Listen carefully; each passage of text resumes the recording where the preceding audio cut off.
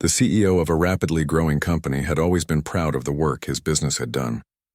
The brand had expanded across the nation, and employees often spoke highly of the company culture. The CEO, known for his hands-off management style, trusted his managers and supervisors to handle day-to-day operations.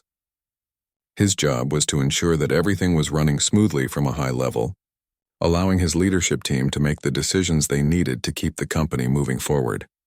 But recently, he'd started hearing whispers of discontent.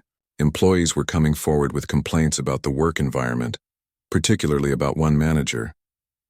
The CEO was concerned but had no immediate reason to doubt his leadership team. He had always believed that the managers he employed would take care of their teams.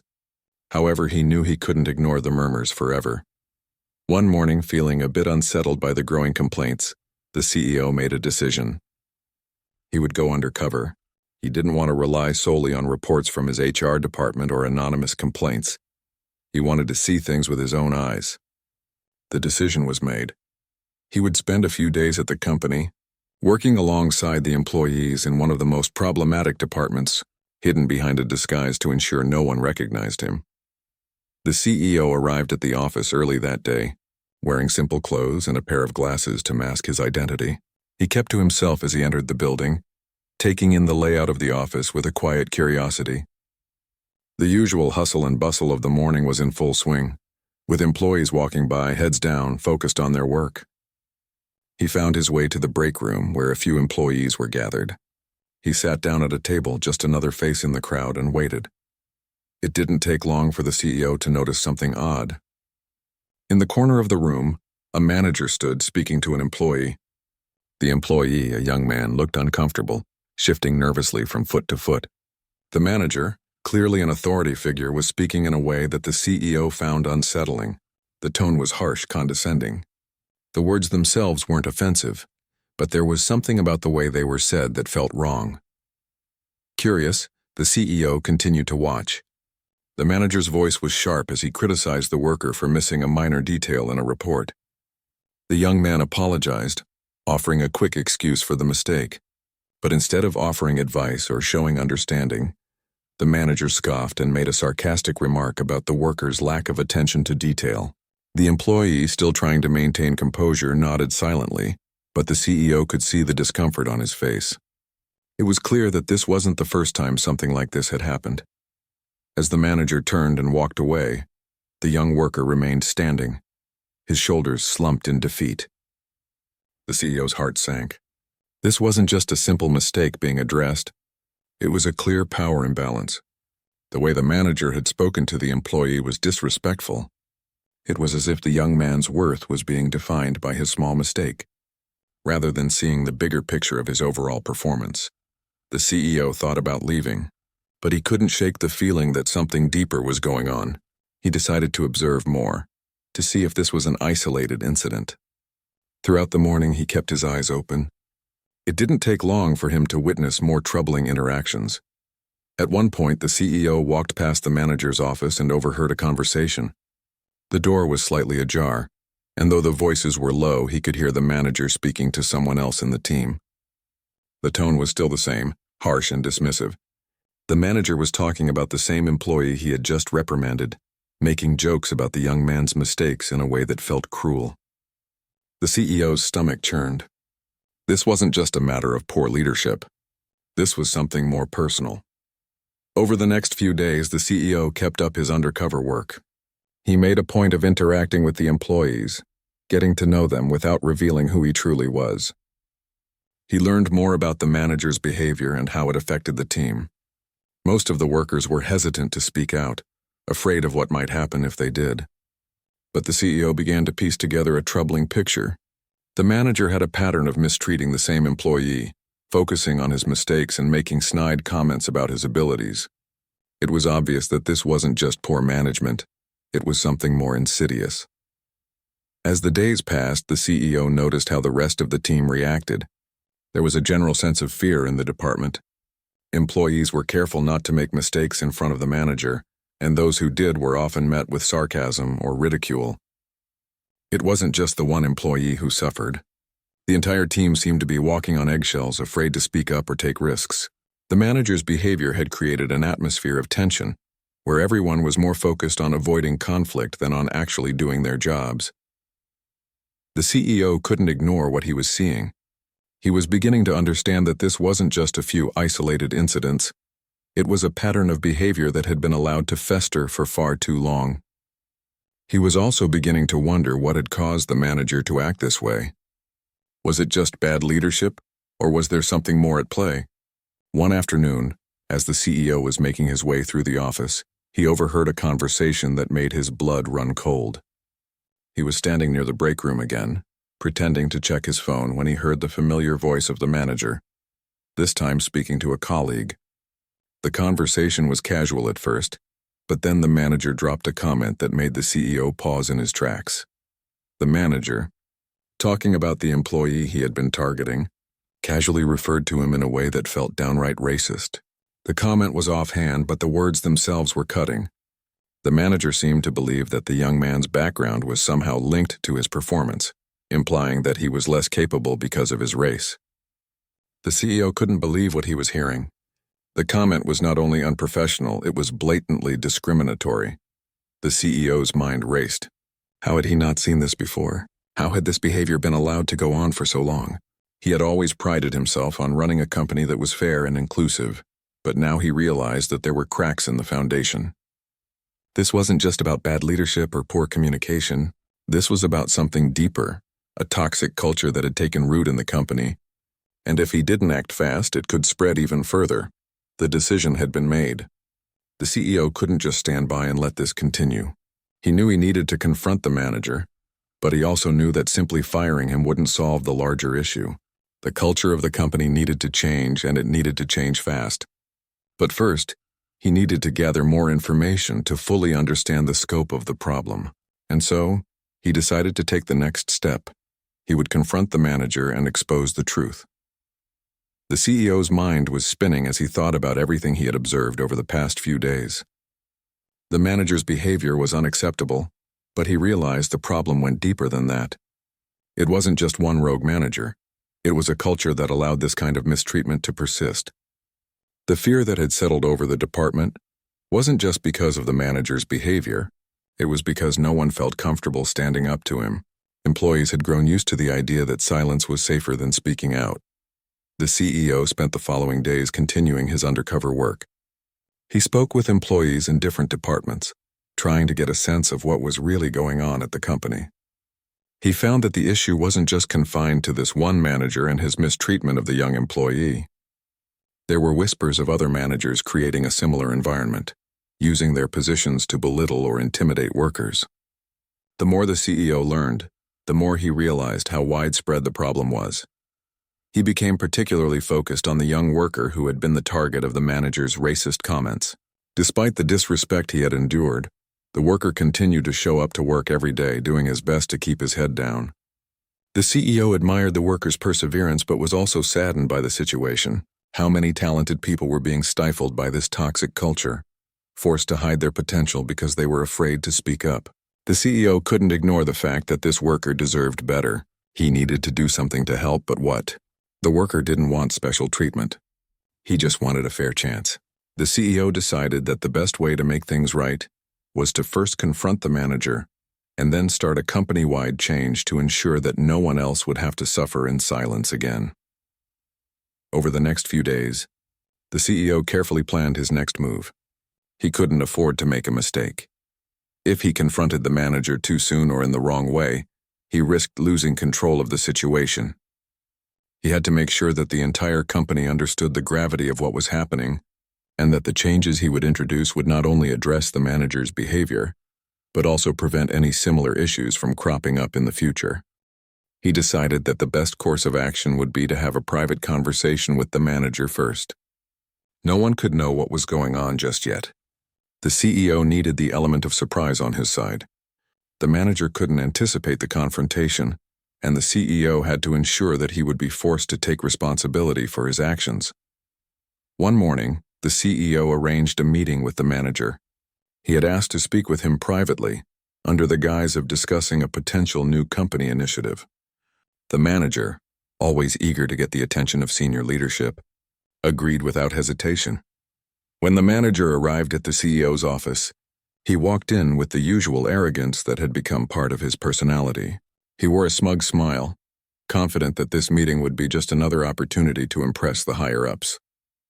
But the CEO wasn't interested in small talk. He wasted no time getting to the point. "Listen," the CEO began, his voice steady but firm. "I've been observing things around here for the past week, and I have to say I'm concerned about what I've seen." The manager's smile faded slightly, but he quickly recovered. "What do you mean, sir?" "I haven't received any complaints." The CEO leaned forward in his chair, his eyes locking with the manager's. "I'm not talking about formal complaints. I'm talking about what happens behind closed doors. I've seen how you treat your employees, especially one in particular. Your behavior has been unacceptable." The manager looked confused for a moment, as though he wasn't sure what the CEO was referring to. But then the realization hit him.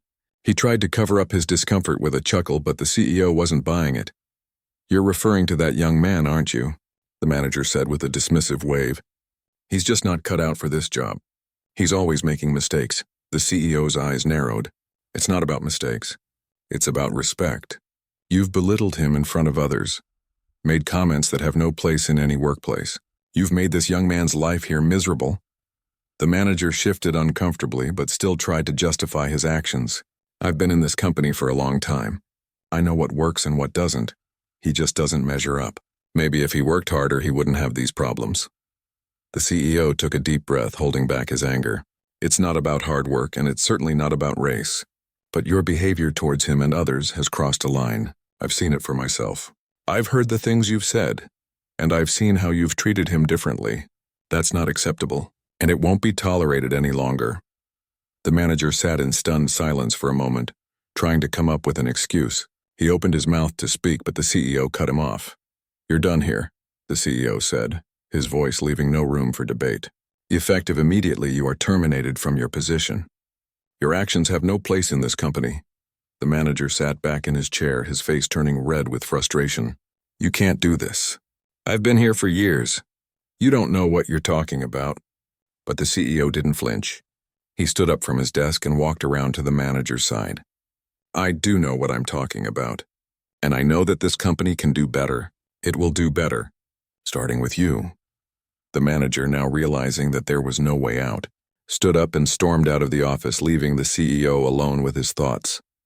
The CEO knew that firing the manager was just the beginning. The company had a long way to go. It wasn't enough to simply remove one bad apple. He had to create an environment where no one would feel afraid to speak out. He needed to make sure that every employee, no matter their background, felt safe and valued. It was time for a change, a real one. Over the next few days, the CEO worked tirelessly to put together a plan.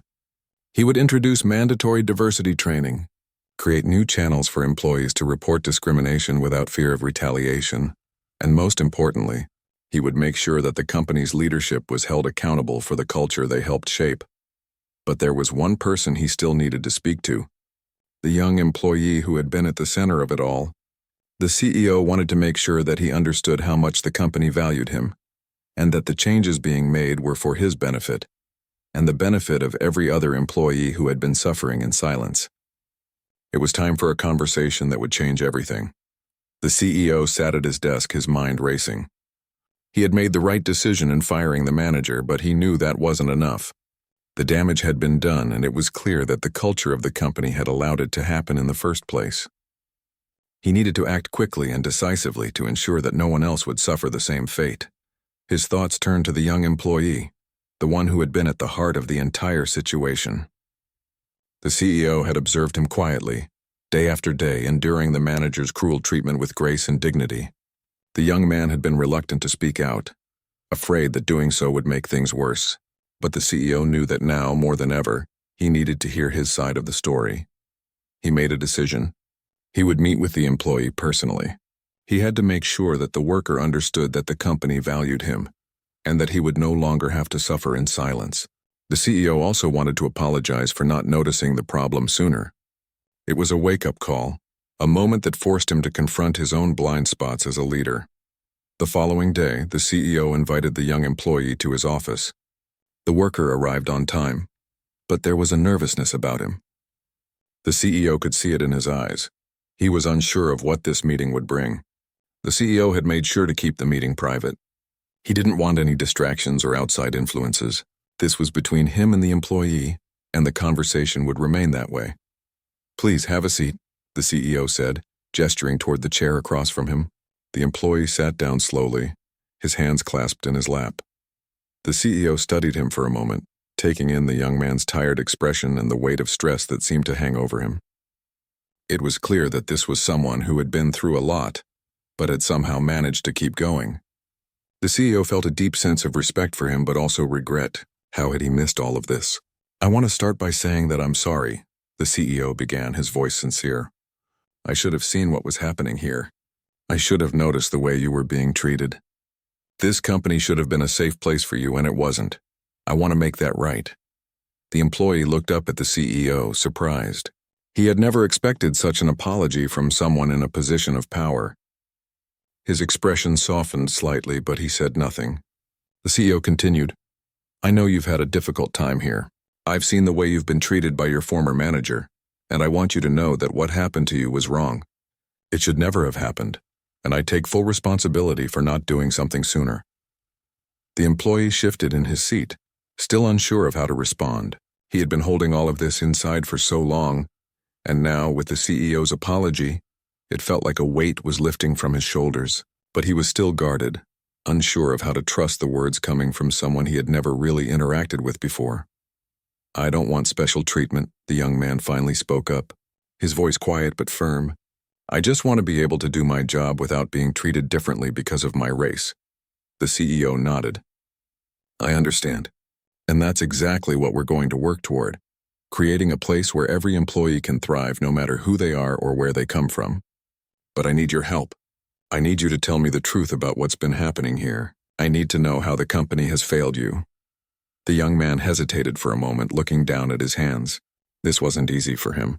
Speaking out, telling the truth. It wasn't something he had ever felt comfortable doing. For so long he had kept his head down, tried to stay under the radar and hoped things would get better on their own. But deep down he knew that if things were ever going to change, he had to be honest. He took a deep breath and began to speak. "It started small," the employee said, his voice steady but quiet. "At first it was just little comments. Nothing major, nothing that anyone would notice. But over time it got worse. The manager started making fun of me, not just in front of other people, but in private too. It wasn't just about work, it was personal. He would make jokes about my background, my appearance, even my family. He'd tell me things like I was lucky to even have this job, that people like me don't belong here. It wasn't just about my mistakes anymore. It was about me as a person." The CEO felt a pang of guilt in his chest. How had he missed this? How had he allowed such a toxic culture to fester under his watch? He wanted to reach out to the employee, to apologize again, but he held himself back. This wasn't about him, it was about the young man and his experience. "I've always tried to do my best," the employee continued. "I've worked hard to get where I am. But it never felt like enough. No matter what I did, I was always overlooked, always dismissed. Every time I tried to speak up or ask for help, it just got worse. Eventually, I just stopped trying. I didn't want to cause any more trouble. I just wanted to get through the day without making waves." The CEO listened intently, his heart heavy with each word the employee spoke. It was clear that this young man had been through more than anyone should have to endure in the workplace. But there was also something else in his voice, something that the CEO hadn't expected. Despite all of the mistreatment, the employee hadn't given up. He hadn't let the manager's cruelty break him. "You've shown incredible strength," the CEO said, his voice full of admiration. "And I want to make sure that the company gives you the respect you deserve. We can't change what's happened in the past, but we can make sure that no one else has to go through this again." The young man looked up, his eyes meeting the CEO's. There was a flicker of hope there, something that had been missing for a long time. "How can you make sure that doesn't happen? How can I trust that things will be different?" The CEO leaned forward, his tone resolute. "I will make sure of it. We're going to implement real changes in the company, starting with the leadership. There will be new training on diversity and inclusion, and we'll make sure that everyone knows that discrimination won't be tolerated. No one should ever have to face what you did, and I'll be holding every manager accountable from now on." The young man nodded slowly, still unsure but feeling the first glimmer of hope in what had felt like an endless dark time. It wasn't going to be easy. Trust wasn't something that could be rebuilt overnight. But for the first time he felt like maybe, just maybe, the company could become a place where he could thrive. "I'll work with you," the CEO continued. "We'll make sure that you and everyone else have the tools and the support to succeed. And if there's ever an issue, you'll have a voice. You won't be silenced anymore." The young man smiled, a small but genuine smile. It wasn't a smile of relief just yet, but it was a start. "Thank you," he said softly. The CEO stood and extended his hand. "Thank you for speaking up. It's time for a change, and you've helped make that possible." As the young man left the office, the CEO sat back in his chair, thinking about the road ahead. He knew that the real work was just beginning. Firing the manager had been a necessary step, but it was only a small piece of the puzzle. The company needed to change at its core. The culture needed to be transformed, and that wouldn't happen overnight. But with each step, the CEO was determined to make sure that no one else would ever have to endure what the young man had gone through. It was time to rebuild. And it was time for everyone to be part of that change. The CEO sat in his office, reflecting on the conversation he had with the young employee just hours before. He couldn't shake the feeling that this was a turning point, not just for the employee, but for the company as a whole. It was clear that this incident had exposed more than just a bad manager. It had shown the deep cracks in the foundation of the workplace culture. The company had prided itself on being diverse and inclusive, but it was becoming evident that it wasn't truly living up to its promises. The CEO knew that the only way to make real change was to tackle the issue head-on. The problem wasn't just one person. It was a culture that had allowed this kind of behavior to go unchecked for too long. He immediately set to work, pulling together his senior leadership team for a meeting the next day. He needed to act quickly, but he also knew that change needed to be well thought out. The old way of doing things had to go. No more excuses. No more tolerance for behavior that undermined the values the company claimed to uphold. The meeting was intense. The CEO made it clear that everything was about to change. He outlined his vision for the future, one where diversity and inclusion weren't just buzzwords but values that were lived out in every corner of the company. He explained the new initiatives he wanted to roll out: mandatory diversity training for all employees, anonymous reporting systems for those who felt unsafe or discriminated against, and a zero-tolerance policy for harassment in any form. As the CEO spoke, he saw the expressions around the room shift from skepticism to agreement. His leadership team, while shocked by the drastic nature of the changes, knew it was necessary. They had all seen the signs of a toxic environment in different corners of the company. But it was easier to ignore it, to let it slide, because no one had ever been willing to take a hard stand. After the meeting, the CEO felt a renewed sense of purpose. He knew that what he was asking for wouldn't be easy, but he also knew that it was the right thing to do. It was the only way to move forward. As the days passed, the company began to feel the shift. The CEO's changes were implemented quickly. Diversity training sessions were scheduled for every employee, and the anonymous reporting system was up and running within a week. But it wasn't just about policies. It was about changing the culture. The CEO knew that the real work was going to take time. He needed to ensure that the message wasn't just coming from the top down, but was being embraced at every level of the company. The young employee who had been the focus of the controversy became a symbol of this shift. The CEO had made sure to recognize his hard work and dedication in front of the entire company, offering him a promotion to a leadership position. The young man had been hesitant at first, not fully trusting that things had really changed. But the CEO reassured him that his success wasn't just about meeting the company's standards. It was about showing that the company could do better, that it could be a place where everyone, no matter their background, could succeed. At first, things seemed to be moving in the right direction. Employees were speaking up more, sharing their experiences and feeling empowered to call out inappropriate behavior. But the CEO knew that he couldn't let his guard down. The true test would come when the pressure was on, when things didn't go as smoothly as everyone hoped. A few weeks after the new policies were put in place, a challenge arose. One of the senior managers, who had been part of the old leadership team, was caught making a subtle but inappropriate comment about an employee's background during a meeting. It wasn't as overt as the previous manager's racism, but it was a clear sign that the old mentality was still lingering. The CEO was faced with a decision. He could let it slide, chalk it up to a misunderstanding, and hope that the new culture would take care of it. But deep down, he knew that this was exactly the kind of behavior that needed to be eradicated. He had promised the company a new beginning, and he couldn't afford to let the past seep through the cracks. The CEO called the manager into his office. The conversation was tense. The manager, a man who had been with the company for years, tried to downplay his comment, insisting that he hadn't meant anything by it. But the CEO wasn't buying it. "You've been here long enough to know better," the CEO said, his voice steady but firm. "This company has a zero-tolerance policy for this kind of behavior. You've had ample warning, and this can't be ignored."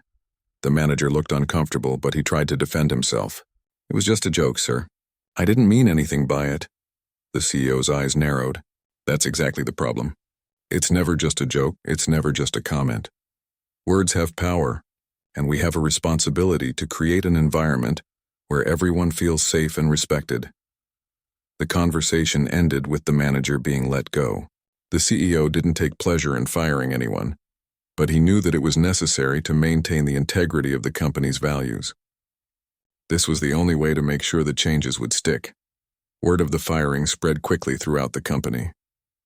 The employees who had been watching closely saw that the CEO meant what he said. There would be no exceptions. The new policies weren't just lip service. They were being enforced, and that made all the difference. But the CEO knew that this was only the beginning. While it was important to hold individuals accountable, he also had to make sure that the company's leadership was fully aligned with the new vision. He spent the next few weeks meeting with managers, discussing the importance of empathy, respect, and inclusion. These weren't just nice ideas, they were essential to the company's future. As time went on, the changes began to take root. The culture of the company slowly began to shift. Employees felt more comfortable speaking up, and the leadership team was more proactive in addressing issues before they could escalate. The anonymous reporting system was used more frequently, and many of the complaints that came through were resolved quickly and fairly.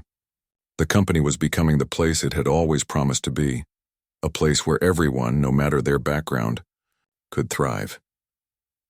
The young employee who had been the catalyst for this transformation was flourishing in his new role.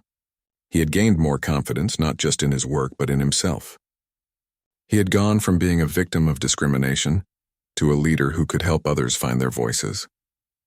The CEO watched as the young man grew into his role, and he couldn't help but feel proud.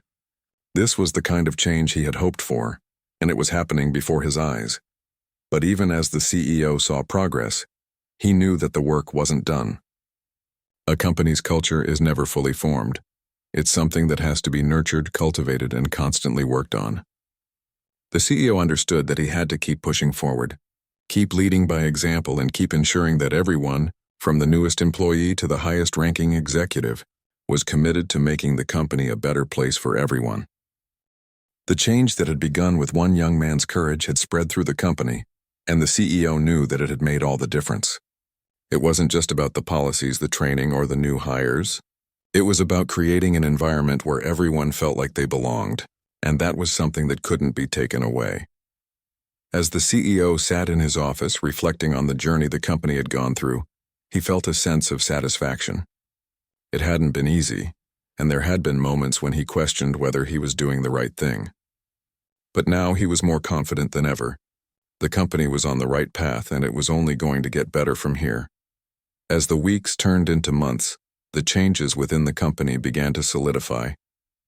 The CEO had worked tirelessly, not only to remove toxic elements but also to build a new foundation, one that was based on respect, transparency, and a true commitment to diversity and inclusion. The initial push for change had been met with some resistance, as expected. Change, especially at this scale, never comes easily, but as time passed, the company's culture began to transform in ways that were impossible to ignore. The young employee, who had once been the target of mistreatment, now stood at the forefront of that transformation. His leadership role had become more than just a promotion. It had become a symbol of the company's commitment to change. He had gained the respect of his peers, not just because of his position, but because of the way he had handled everything with dignity and strength. His story had become an inspiration for others, showing that even in the face of adversity, it was possible to overcome and rise above. The CEO watched as the department, once filled with fear and tension, now buzzed with a different kind of energy. There was a renewed sense of teamwork and support. Employees were no longer walking on eggshells.